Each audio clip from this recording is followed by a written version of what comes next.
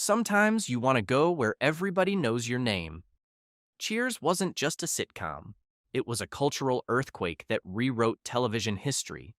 Beneath the laughter and clinking glasses, its production was filled with wild risks, heated clashes, and bizarre behind-the-scenes struggles. Actors collapsed from exhaustion, scripts were rewritten overnight, networks doubted it would survive. What audiences never saw was the chaos swirling just off camera. Today, we're pulling back the curtain with 20 weird facts about Cheers that even die-hard fans probably don't know. From a disastrous pilot reception to dangerous on-set antics, from casting rebellions to studio interference, these secrets prove the show was never as smooth as Sam Malone's charm. And wait until the end. Our bonus fact is so strange, it rewrites how you think of the show's legacy. So grab a bar stool, pour a drink, and let's dive in. The pilot was almost canceled immediately. When Cheers premiered in 1982, it wasn't the instant classic fans remember. In fact, the pilot's Nielsen ratings ranked dead last out of 77 shows that week. Executives panicked. NBC nearly axed it before a full season aired. What saved the show? Legendary NBC president Brandon Tartikoff saw potential in the characters' chemistry. He argued the bar setting could become the new living room of America. Against all odds, NBC doubled down. The bizarre twist? Though critics praised the writing, focus groups hated the show. They complained about the dingy bar set and unlikable characters. It wasn't a cozy family sitcom like The Cosby Show or Family Ties. But Tartikoff gambled on wit over warmth. That risk, betting on sarcasm, dysfunction, and flawed characters, became the foundation of Cheers' cult following. Sam Malone was almost a football player. Ted Danson's Sam Malone was originally written as a former football star, not a washed-up Red Sox pitcher. Why the change? Casting. The producers first approached Fred Dryer, an NFL defensive end, to play Sam. Dryer auditioned several times but was rejected because he couldn't capture Malone's balance of swagger and vulnerability. The writers pivoted. A baseball pitcher felt sleeker, more believable in Boston, and less intimidating next to Shelley Long's Diane. But Dryer wasn't gone for good. He later guest starred on Cheers in a memorable role. The rewrite reshaped the entire show. As a baseball player, Sam could embody faded glory without being physically overpowering. It wasn't brute strength, but charm and failure that made him human. Audiences bought into his fallibility. A simple sports switch changed Malone from macho stereotype to flawed, lovable bar owner. Shelley Long almost didn't take the role. Shelley Long's Diane Chambers became one of TV's most iconic characters, but the actress nearly walked away before signing on. Long disliked the idea of committing to a weekly sitcom. She was pursuing film roles and feared TV would limit her career. But when she read the pilot script, she reportedly said, "This is the smartest comedy I've ever read." Still, tensions simmered. Long clashed with Ted Danson and the writers, often arguing over Diane's dialogue. She believed the character should lean more intellectual, less goofy. Producers, however, wanted Diane to be pretentious but vulnerable. The tension bled into the show, creating the electric, combative chemistry between Sam and Diane. Their on-screen battles mirrored real creative struggles. Ironically, what could have broken the cast dynamic became the very spark that fueled the show's legendary romance storyline. The cast drank beer on set. But it wasn't beer. Those foamy mugs of beer weren't alcoholic at all. In fact, they weren't even close. The crew filled mugs with a mixture of warm water and cream soda to create a convincing head of foam under hot studio lights. But this solution created problems. The soda went flat quickly, leaving sticky residue on glassware and bar tops. Actors sometimes gagged on the overly sweet liquid after multiple takes. George Wendt, Norm, reportedly joked, "If this were real beer, we'd never make it through rehearsals." Later in the series, the prop team experimented with non-alcoholic beer brands, but returned to the soda mix because it photographed better. What audiences didn't know was that every clink of a glass came with a sugar rush. Playing drunk on set required acting skills. No real alcohol was ever allowed. Rhea Perlman's Carla was written for a different actress. Carla Tortelli, the sharp-tongued waitress, became synonymous with Rhea Perlman, but the role wasn't originally hers. The part was first offered to comic actress Anne DeSalvo. Producers envisioned Carla as a tough Italian woman with a motherly edge. When DeSalvo passed, Perlman auditioned. Her cutting sarcasm and natural Bronx delivery reshaped the character instantly. Writers rewrote Carla to be nastier, funnier, and more biting, traits Perlman embodied effortlessly. Off-screen, Perlman's warmth balanced her character's venom. She bonded with castmates, becoming a morale booster during tense shoot days. Her casting proved fate's hand. Instead of a softer foil, Carla became the show's comic wrecking ball. What audiences didn't know was that Carla wasn't just written for Perlman. Perlman rewrote Carla by existing in the role, giving Cheers one of its most enduring voices. The theme song was almost completely different. Where Everybody Knows Your Name is one of the most beloved TV themes of all time, but it wasn't the original choice. The first song the producers tested was called People Like Us. It had a jaunty, upbeat melody, more suited for a commercial jingle than a barroom comedy. When they tested it against early footage, it felt wrong. Too cheerful, too shallow. Songwriters Gary Portnoy and Judy Hartangelo were then asked to rework their idea into something more bittersweet. The result was Where Everybody Knows Your Name. Ironically, NBC executives initially thought it was too downbeat and worried it wouldn't hook viewers. But the cast and crew pushed hard for it.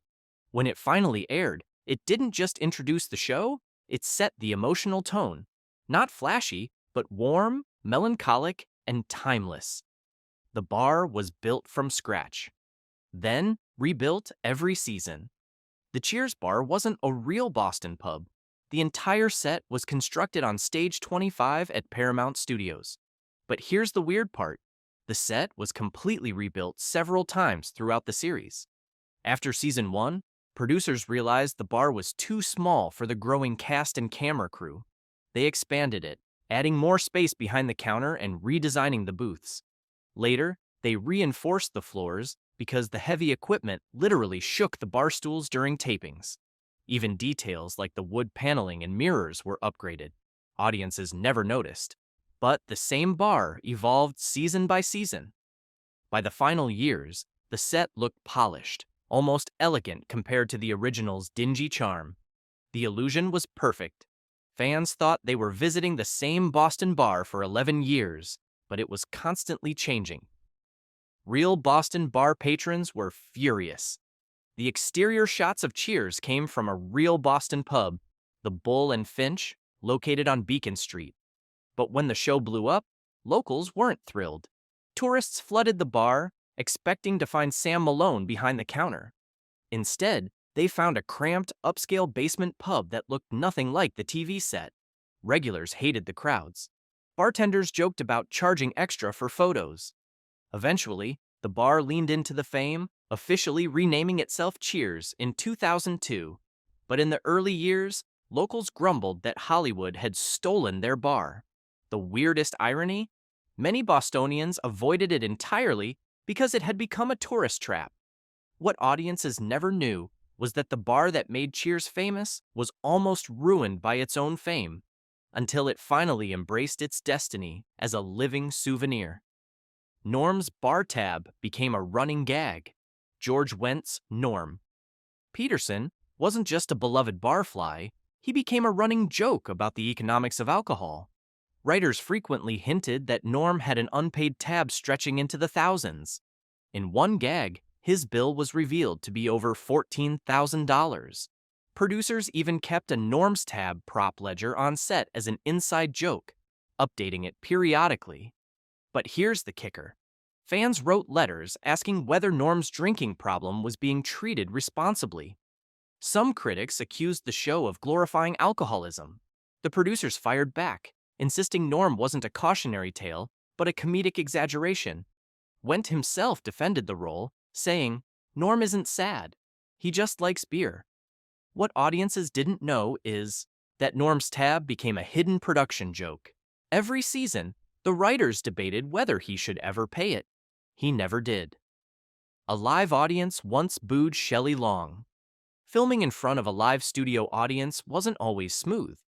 During one tense taping, Shelley Long's Diane delivered a particularly condescending monologue, and the audience booed her. Shocked, the producers stopped filming. They worried viewers were turning against Diane entirely. Instead of cutting the moment, they leaned into it. Writers made Diane more self-righteous, fully embracing her as a character audiences love to hate. Long wasn't pleased. She had always fought for Diane to be more sympathetic. But the live reaction reshaped the show's direction. It proved audiences wanted tension, not comfort. What audiences didn't know is that Diane's most grating qualities came directly from crowd feedback.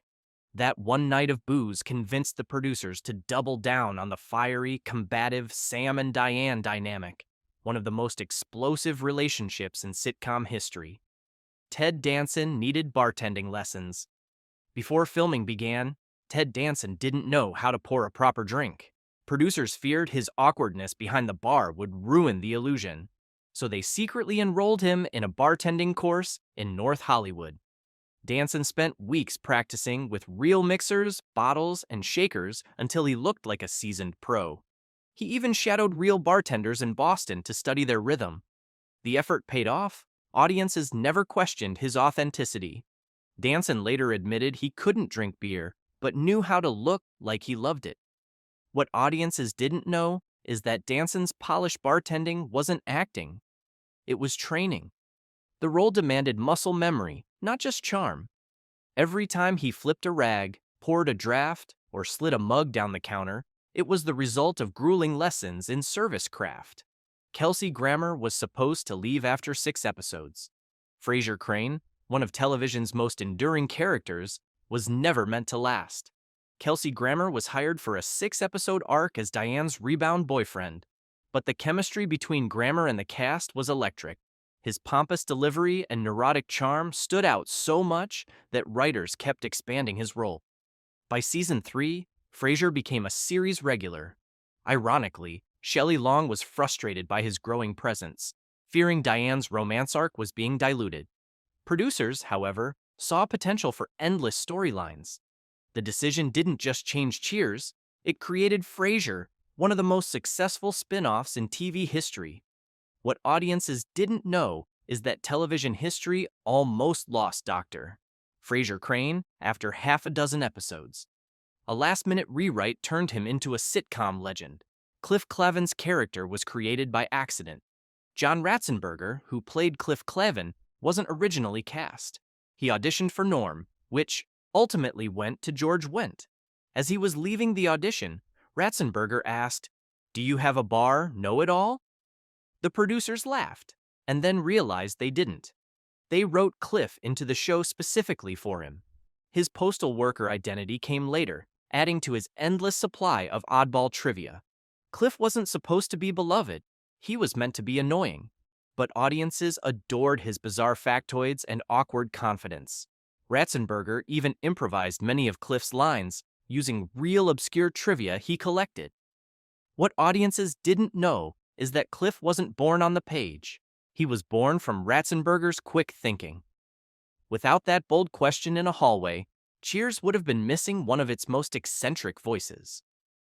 Shelley Long's exit nearly destroyed the show. By season 5, Shelley Long decided to leave Cheers. She was exhausted by the schedule and wanted to pursue film. Her departure sent shockwaves through the cast and crew. Executives feared the Sam and Diane storyline was the backbone of the show, and without it, the series would collapse. Writers scrambled for months to create a send-off that wouldn't alienate fans. Long's exit episode, I Do, Adieu, was one of the highest rated in sitcom history. Still, the show's future was uncertain. Enter Kirstie Alley as Rebecca Howe, a completely different kind of character. The gamble worked. Ratings dipped at first, but Alley's energy gave the show a fresh dynamic. What audiences didn't know is that Cheers almost ended after Long's departure. Instead, it reinvented itself and thrived for 6 more seasons. The actors battled real exhaustion. Filming Cheers wasn't as lighthearted as the finished product suggested. The multi-camera setup, live audience, and constant rewrites meant actors often spent 14-hour days on set. Scripts were rewritten overnight, forcing the cast to memorize new dialogue hours before taping. Shelley Long reportedly fainted once during rehearsals due to exhaustion. Ted Danson admitted he sometimes slept in his dressing room between scenes. The crew worked tirelessly to maintain the illusion of effortless comedy, but behind the smiles was pure fatigue.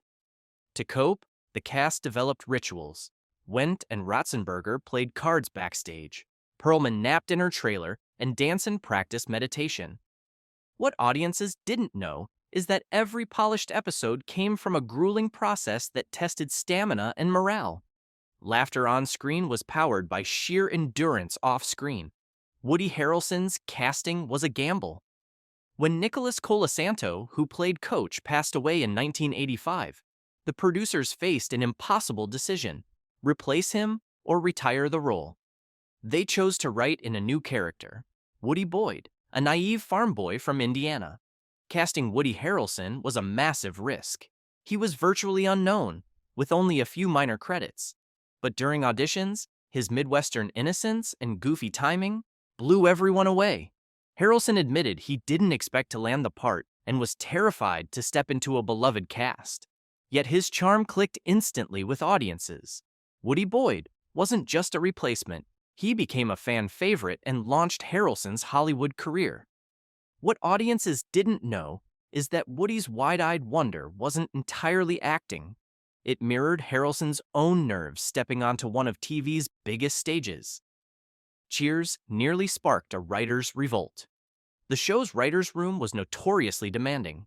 Scripts went through dozens of revisions each week, often rewritten until the night of taping.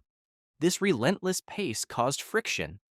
At one point in the mid-'80s, several writers threatened to quit, frustrated by the constant second-guessing and late changes. The producers defended the process, arguing perfection was the show's signature. Ted Danson later revealed the cast sometimes received new lines minutes before filming in front of the live audience. The pressure was brutal, but it sharpened performances. Shelley Long especially disliked the last-minute chaos, claiming it ruined her preparation. Yet the result was undeniable: razor-sharp dialogue that defined the series. What audiences didn't know is that every laugh was born out of battles in the writer's room, where egos clashed and tempers flared nightly. The cast hit a tribute to Coach. After Nicholas Colasanto's death, the cast and crew mourned deeply. To honor him, they kept a framed photo of Geronimo, which Colasanto had hung in his dressing room. Rather than retire it, they placed the picture on the bar set. It remained there for the rest of the series, quietly visible in the background of dozens of episodes. Fans rarely noticed, but for the cast, it was a daily reminder of their friend. Ted Danson once said, "Every time we looked at that photo, we remembered why we were doing this." The tribute was subtle but powerful, a hidden thread of grief and respect woven into the comedy. What audiences didn't know is that Coach never truly left the bar. His spirit lingered in plain sight, preserved in a single photograph. The show's finale shattered records. On May 20th, 1993, the Cheers finale aired to an estimated 93 million viewers, making it one of the most watched television episodes in history. NBC treated it like a national event, even hosting a live cast reunion special at the Bull and Finch pub in Boston. But the pressure of the finale nearly broke the cast. Ted Danson had decided to leave, and producers feared fans would revolt if the ending felt weak. Writers struggled with multiple drafts. Should Sam and Diane reunite? Should the bar close? Ultimately, they chose a bittersweet ending. Sam stays in the bar, alone but content. The choice divided fans but cemented the show's legacy. What audiences didn't know is that the finale was rewritten until the last week of filming, with dozens of alternate endings discarded in panic. The cast's paychecks were astronomical by the end. By the final seasons, Cheers wasn't just a hit, it was a juggernaut. NBC relied on it to anchor its Thursday night lineup, and the cast was compensated accordingly. Ted Danson was earning nearly $500,000 per episode, making him one of the highest-paid actors on television. Shelley Long's earlier exit meant she missed that financial windfall, something she reportedly regretted. Even supporting cast members like Rhea Perlman and George Wendt were earning salaries unheard of for sitcom actors at the time. The financial stakes were so high that NBC executives begged Danson to stay, offering him unprecedented raises. He refused, wanting to leave on a high note. What audiences didn't know is that Cheers' bar was paved with gold. Behind the foam mugs and wooden stools, millions of dollars changed hands every week. A real-life Cheers bar opened in the wrong place. Here's the strangest twist of all. After the show ended, Paramount licensed official Cheers bars, not in Boston, but in airports across the U.S. Tourists expecting the cozy pub from TV instead found sterile replicas serving overpriced drinks. Critics slammed them as soulless cash grabs, yet they were packed with travelers hungry for nostalgia. Meanwhile, the real Bull and Finch in Boston struggled with its identity, torn between being a local pub and a tourist attraction. The bizarre irony? The most famous bar in television history existed everywhere but the place it claimed to be. What audiences didn't know is that Cheers became both a show and a franchise, its fictional charm bottled and sold worldwide.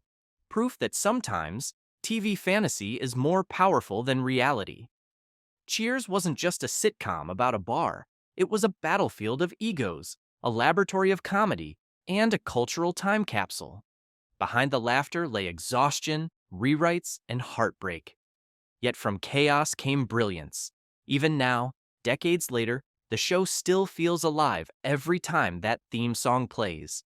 If you enjoyed uncovering these secrets, hit that like button, subscribe for more hidden Hollywood stories, and remember, in this bar of television history, everybody still knows your name.